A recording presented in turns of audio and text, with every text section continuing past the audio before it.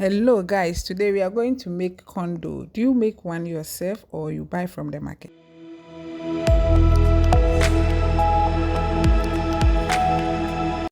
Hello guys, you are warmly welcome to MWH. I really appreciate your support. Thank you to all my subscribers, those who interact, those who tell us their mind, those who suggest different things for us to do on this channel. And I be a bro molly. And na eja yakoto ye Bruno. And then no first time I'm subscribe.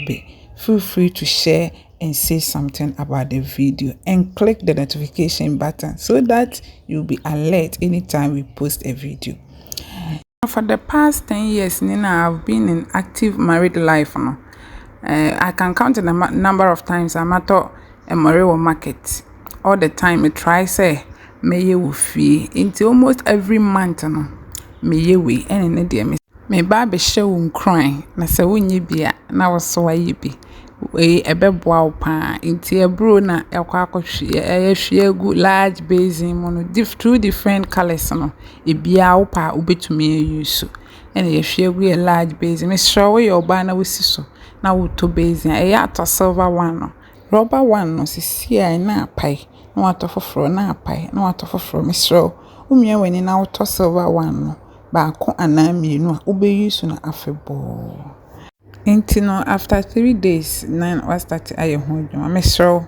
aburo bi wo ha wo mane go after 3 days a scent ebeba out na wo yam kra you can't enjoy it untimi use ebe bon pa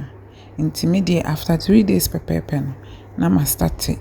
afrim mintumi mpejani nti wonu aba me ye nkakra ena me say ni nyina ase ya na abo then me hwe ni nyina chogu enti wo ba wo hye no how many times a wo pa wo be feel say wa bro no I clean then what dey akọ enikem na wakọ akoyam. Now, I like asking people whether they've eaten or not when I enter their office. Some are a bit sarcastic with their response, but some also appreciate the fact that I'm showing concern and they are a lot of times happy and encourages me to do more. So I'm not stopping anytime soon. Now weekend we call Dr. B office. It was afternoon around 12, getting to 1. Doctor, now where did he? Was it there bio na mse wade anopa at least ubetimi ape bibie do fe so anopa de enkura aduane ya na ubedibi nti time be na ubedidi was menya atena si de agise two po na mse na komo ne was e komo de me. You see,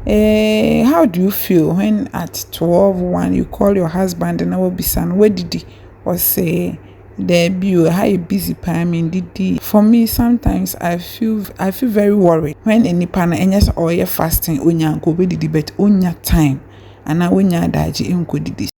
Doctor you hear any treatment because I will be a commode na or hwe ayarefo intimi nua mesro some institutions be wa drivers bankers health workers near the no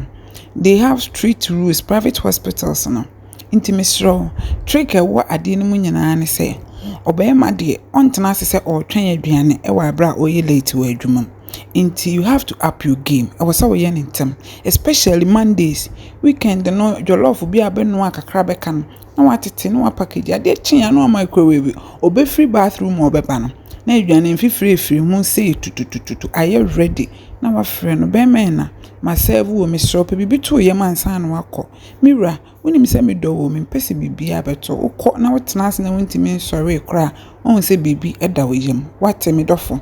wo kan bɔkɔ se na akrɔkrɔ na obedi ama me srɛ sɛ be ma de ɔyɛ wo yi a me hu the reason why a wo je ni ya wo se how mani feel ɛsoro hɔ ani ase hɔ nyina na be ma bedi de na me di aya asekɔ ana wo se sɛ yɛmɔle na yɛ ready nti ha na matibia no pana ka koko aserve obi a ama obi a okay de aka no metete na me de ahye fridge me dɔfo so wonyanya ne see na hye fridge ma so me ni book careful saa na makukura na obinya wonim sɛ wo wachi mmɔle bi a wo gina wachi de wakosi bosome na wie makukura na abetwi a obi nte wasem ono ma na motema ade ho mesrɛ ɛyɛ aye bi na emmoa afei so kan kokwa no pa ne bi kura na de be serve dadi a ebia nkate bia na wo de agu so bread na wa slice it differently kosua bia na wa kye na de ato nche na ada ne mpanyimfo aduane na wan hu ni sɛ yankora koko we hu sɛ me de hwentia kakra agum nti ada ne mpanyimfo koko me da ase mesro yedi sei na wow when you me video subscribe comment like see you in our next video bye.